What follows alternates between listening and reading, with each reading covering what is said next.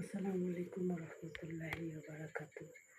বন্ধুরা, যে যুবক সেজদায় মজা পায় সে যুবক ভাবে আমার 7 মহাদেশের সুখ সেজদার মধ্যেই লুকায়িত। তাই সেজদাকে অনেক বেশি গুরুত্ব দিন। সেজদাটা বড় করুন, ধীরস্থর করুন।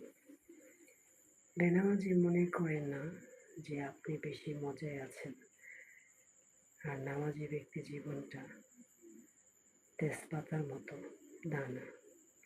যত বেশি সুখী হতে চান তত বেশি দরুদ পাঠ করুন। যারা নামাজি তাদের মধ্যে সবসময় একটা প্রশান্তি কাজ করে, আল্লাহর ভয় কাজ করে, এবং সহজে সে তখন খারাপ কাজে নিজেকে লিপ্ত করেন না। এটা কিন্তু আপনার মনের মধ্যে সবসময় জাগ্রত করুন। তাহলে দেখবেন যে আপনি খুব সহজেই কিন্তু যেতে পারবেন না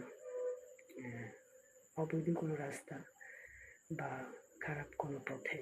অবশ্যই আল্লাহর রাস্তায় থাকার জন্য আপনার মনটা সবসময় ব্যাকুল থাকবে।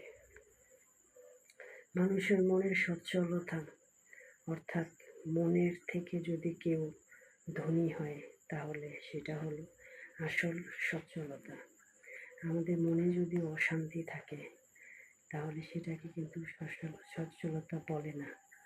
ইভেন আমরা সেটাকে ধনী বলতেও পারি না। আমাদের মনে যদি সচ্ছলতা থাকে তাহলে আমরা নিজেরা ভাববো যে আমরা ধনী।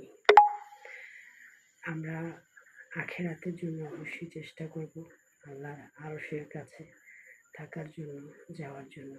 এই দুনিয়া আসলে একটা ধোঁকা।